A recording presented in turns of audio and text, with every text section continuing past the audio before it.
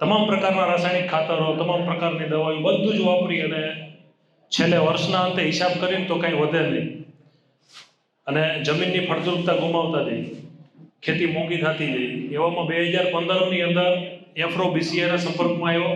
અમારા ગામ હરિપરની અંદર એ લોકોની એક મીટિંગ હતી, એને મીટિંગ એટેન્ડ કરી.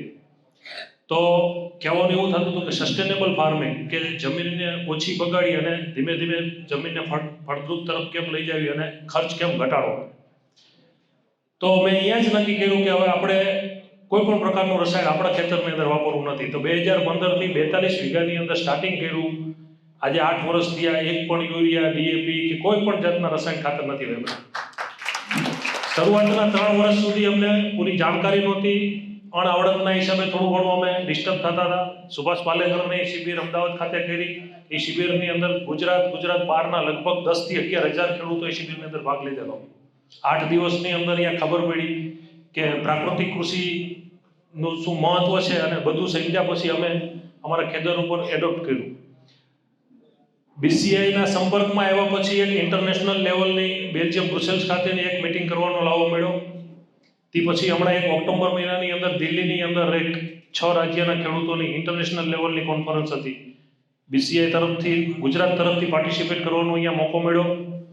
ત્યાં પણ મેં આ બાયોચાર વિશેની વાત કરી હતી. બીજા 5 રાજ્યના ખેડૂતો હતા. તો એ લોકોએ બેઠેલા બધાએ નોંધ લીધી કે આ ગુજરાતમાંથી જે ખેડૂત આવ્યો એ બાયોચાર વિશે કંઈક જાણે છે. તો રિસર્ચની અંદર એ લોકો સાથે ઇન્ટરનેશનલ લેવલથી બહારથી ફોરેનરો આવ્યા હતા, એ લોકો સાથે ચર્ચા કરી.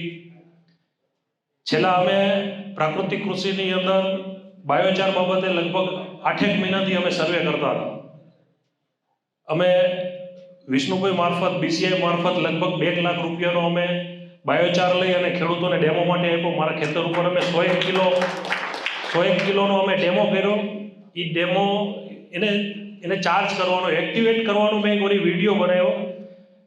જો BCI રહ્યું ને ગુજરાતની અંદર લગભગ 80 થી 85,000 ખેડૂતો સાથે કામ કરે છે. તો એના PU મેનેજરો, પ્રોજેક્ટ ડાયરેક્ટરો, એના પ્રોજેક્ટ મેનેજરો બધાને ત્યાં મારા ખેતર ઉપર બોલાવી અને એને રિચાર્જ કેવી રીતે કરવો, એક્ટિવેટ કેવી રીતે કરવો, એક અમે વિડીયો બનાવ્યો. એ વિડીયો વાયરલ થયો તો જ્યાં સંજીવન ફાઉન્ડેશન જે છે, સંજીવન લાઈફ પ્રાઇવેટ લિમિટેડ, જે નીતુબેન, એ વિડીયો ત્યાં પહોંચ્યો. બેનને ખબર પડી કે ગુજરાતની અંદર આવું કંઈક કામ થઈ ગયું છે ને એ લોકો બાયોચાર ઉપર કામ કરે છે. આ એક વિડીયોથી ક્યાં સુધી આ બધું આપણું એક સંગઠન થાય ને એના ઉપર મારે વાત કરવી છે. તો બેનનો મારા ઉપર મેસેજ આવ્યો, ખાલી ફોનથી આવ્યો, નામ મેં એમનું એડ નહોતું કરેલું, પણ એ બેન સાથે હું 2018થી જોડાયેલો હતો. એકબીજા અમે નજીક હતા, જેને એમના ગુરુ અને મારા ગુરુ બંને એક હતા, દીપક સચદેવ. એટલે અનાયાસે એમની સાથે મળવાનું થયું. પછી બેને મને કીધું કે અમે બાયોચાર બનાવી. તો મેં કીધું તમે અમારા સુરેન્દ્રનગર જિલ્લાની અંદર અમારે બાયોચાર વિશે અમે BCI મારફત અમે આ કરેલું છે, તો કે અમે તમને ખેડૂતોને અમે ફ્રીની અંદર બાયોચાર આપશું, ત્યાંનો લોકલ થોડોક અમને સપોર્ટ કરો. એટલે એક ખાલી વિડીયોના માધ્યમથી આજ આખી ઇન્ટરનેશનલ લેવલે ગુજરાતની અંદર કામ કરે છે, રાજસ્થાનની અંદર કામ કરે છે, બાયોચારને બહાર એક્સપોર્ટ કરે છે. નીતુબેને એવું કીધું કે બીજાને અમે કોમર્શિયલ ભાવથી આપીશું, ખેડૂતોને અમે ફ્રીમાં આપશું, બાકીનો બધો તમામ ખર્ચ સંસ્થા ભોગવે.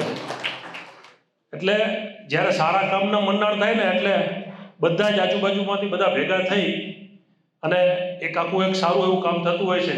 એમાં ખાસ કરીને જે દેવેન્દ્રભાઈનું જે નામ લીધું, એ તો આપણા જિલ્લાના અહોભાગ્ય કહેવાય કે ઘણા બધા દેશની અંદર એમને કામ કરેલું છે, ફિલિપાઇન્સની અંદર કામ કરેલું છે. એમના લેખ ખૂબ સારા લેખો આવતા હોય છે. લોકો એના બીજા લેખની રાહ જોતા હોય છે કે દેવેન્દ્રભાઈનો લેખ ક્યારે આવે. ખેતી બાબતે એવું સરસ લખતા હોય. આજે એના છે અહીંયાથી જે રાજકોટ, બરોડાથી બાઇક લઈ અને એમને સુરેન્દ્રનગર જિલ્લો પસંદ કર્યો. એટલે આપણા તો એ અહોભાગ્ય કહેવાય કે મારે સુરેન્દ્રનગર જિલ્લાની અંદર જે ખેડૂતો પ્રાકૃતિક કૃષિ કરતા હોય છે એના ખેડૂતોના ખેતરે જવું છે, એની સાથે બેસવું છે અને સુરેન્દ્રનગર જિલ્લાને પ્રાકૃતિક જિલ્લો જાહેર કરવો છે. ત્યાં સુધી હું બરોડા નહીં જઉં, પહેલો સુરેન્દ્રનગર જિલ્લો. એટલે સુરેન્દ્રનગર જિલ્લો એટલા માટે કહું છું કે સુરેન્દ્રનગર જિલ્લાને જે કુદરતે આપ્યું છે ને એકેય જિલ્લા નથી આપેલું. આપણે અહીંયા ભૂતળનું પાણી છે, આવડી મોટી નર્મદાની પાઇપલાઇન મળી છે. બીજા આખા ગુજરાતના પ્રાકૃતિક કૃષિ કરતા ખેડૂતો મારી સાથે સંકળાયેલા છે. એ બધા ખેડૂતો અમને કહેતા હોય છે કે તમને જે પાણીનો જે લાભ મળ્યો છે ને એ અમને નથી મળ્યો. જુનાગઢ જાણી લ્યો કે જામનગર કે કોઈ પણ જિલ્લાની અંદર એ લોકોને ચોમાસા પૂરતું પાણી હોય, અત્યારે શિયાળાની જેવી તેવી સિઝન આવે એટલે ઉનાળામાં એ લોકોને પાણી નથી હોતું. તો આપણે વર્ષની 3 સિઝનો લઈ શકીએ છીએ. આપણા જિલ્લાની અંદર પ્રકૃતિની રીતે આપણને એટલા બધા સપોર્ટ મળ્યા છે ને એમાં આવી સંસ્થાઓ આપણી સાથે હોય એટલે અમે ત્રણેય સંસ્થાનું કોલોબરેશન કરી. એમાં આપણા ધારાસભ્યશ્રી અમારે વાવડીની અંદર મિટિંગ હતી ત્યારે કીધું હતું કે રાજ્યપાલ એમને તો આપણા પ્રકાશભાઈને ત્યાં એમના ફાર્મ ઉપર લઈ ગયા અને દેખાડ્યું કે આ પ્રાકૃતિક કૃષિ શું છે. ત્યારના પ્રકાશભાઈએ એવું નિયમ લીધી છે કે મારે મારા જિલ્લાને, મારા ધાંગધ્રા તાલુકાને, મારા હળવદ તાલુકાને રાજ્યની અંદર સૌથી પહેલો પ્રાકૃતિક જિલ્લો તાલુકો જાહેર કરવો છે. એટલે આપણને બધી બાજુથી નેચરલી બધા સપોર્ટ મળે છે. 8 વર્ષથી પ્રાકૃતિક કૃષિ કરું છું. 1 પણ રૂપિયાનું બહારનું ખર્ચ નહીં, બિયારણ પોતાનું. પહેલો પી એટલે પ્રોડક્શન આપણે કરવાનું છે, બરોબર. પ્રોડક્શન થયેલાને આપણે પ્રોસેસિંગ કરવાનું છે, બીજો પી. ત્રીજો પી એટલે એને પેકિંગ કરવાનું છે અને ચોથો પી એટલે પેકિંગ કર્યા પછી એની પ્રાઇસ આપણે નક્કી કરવાની છે. એટલે ખેડૂતમાંથી વેપારી બનવાનું છે તો જ આપણે બે પાંદડે થશું, સમજી લેજો.